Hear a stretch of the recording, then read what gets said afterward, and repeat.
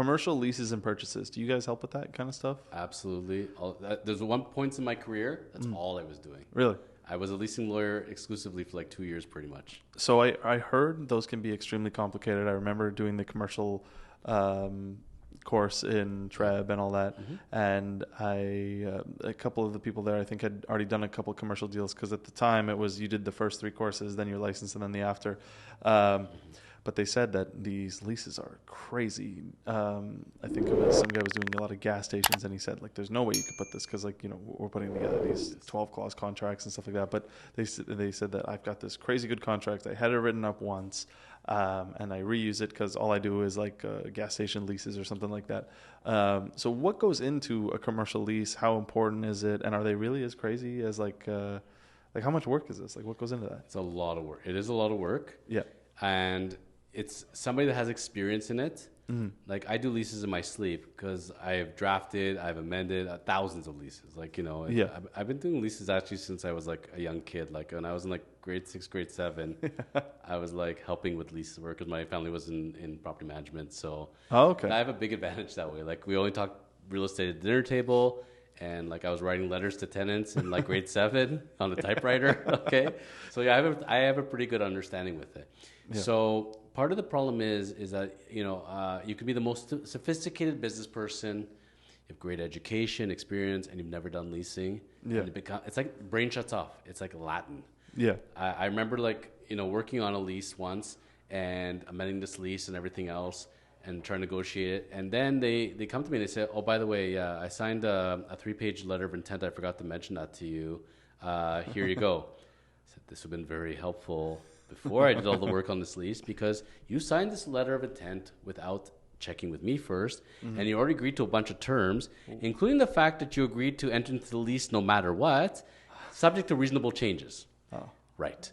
When I get the letter of intent or an offer to lease, so there's letter of intent, which is like usually the 1 or 2 pager, then you have the offer to lease, which can be like 5 pages or sometimes 10, and then you have the monster lease, right? Yeah. When I'm negotiating it on behalf of a tenant, I put in a clause that's very specific.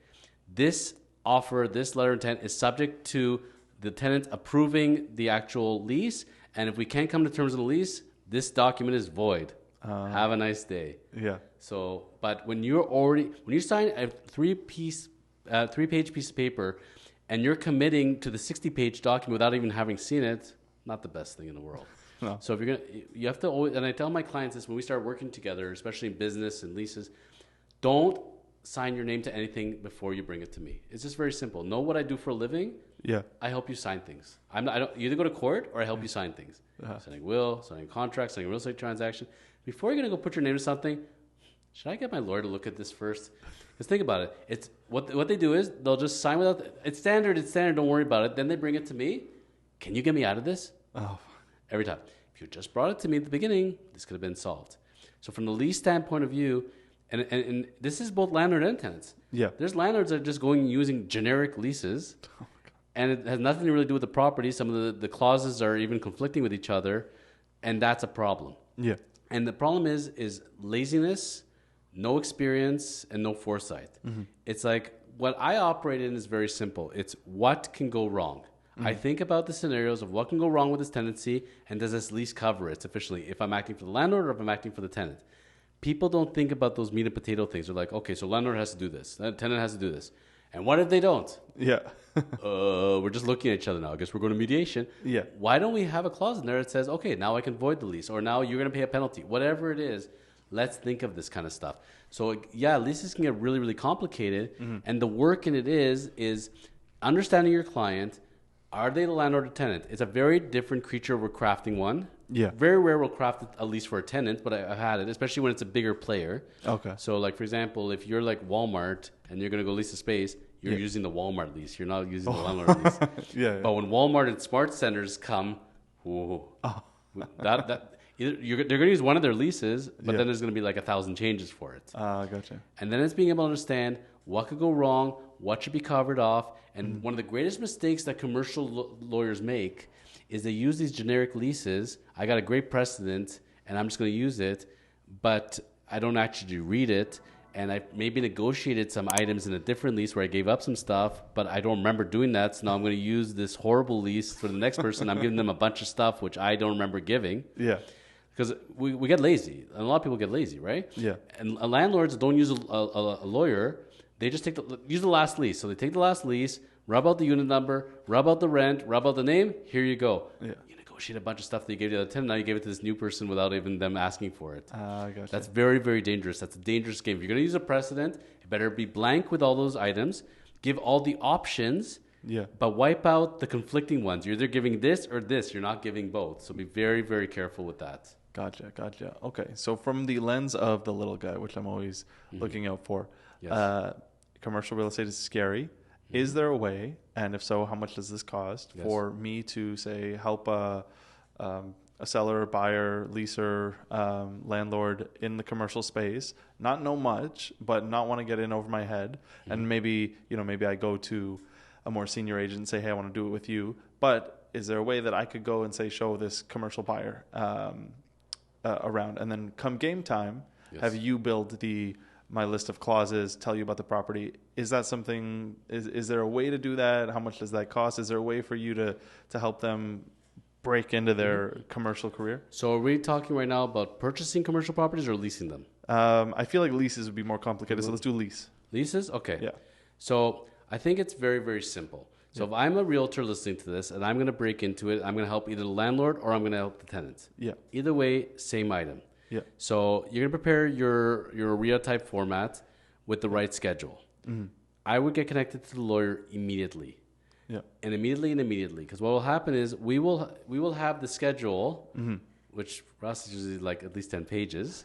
And we're going to put in all those items, the main items that we want to cover off, because we don't want to have to negotiate that over again. Mm-hmm. We're making like baby version of the other lease. Gotcha. But we need that schedule in there. And if we're the tenant, again, we want to make sure that we're not getting locked into lease unless we agree to it. And if we're the landlord, we do want to lock the tenant in there. Gotcha. So very, very different considerations.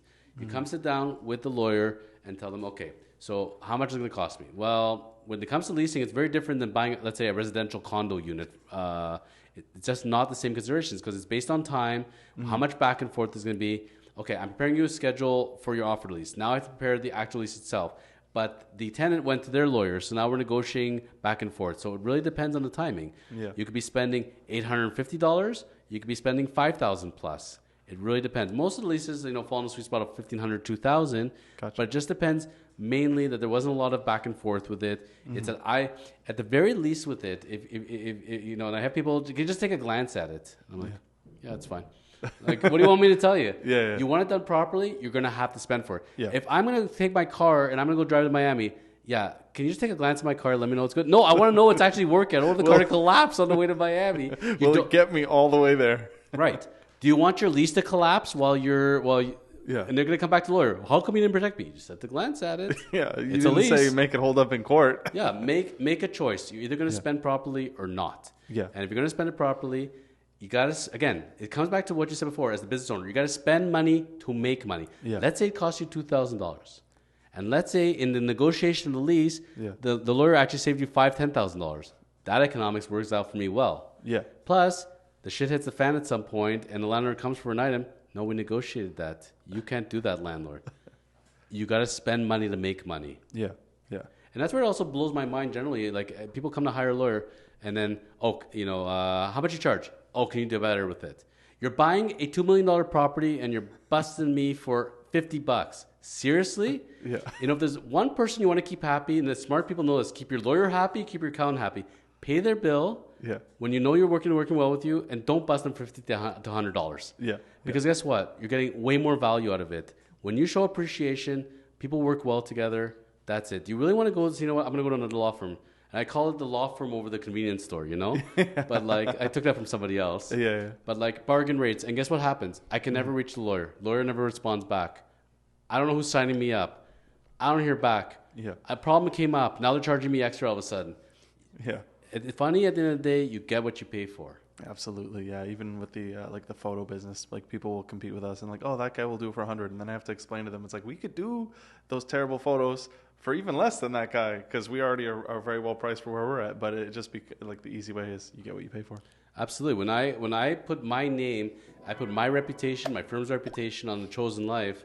You know, I'm not doing it with a Polaroid camera out in the park. You know, Yeah. This is the real McCoy. Yeah. This is not a joke, and people can't even see the amount of equipment that goes into this. Yeah. When we taped Melissa Lantzman, who's a very high politician in Canada, Oh, yeah. you know, and she's watching, you know, and it takes like 45 minutes of setting up the equipment. She's like, she knows this is not a Mickey Mouse operation. This is the real stuff, you know. Oh yeah.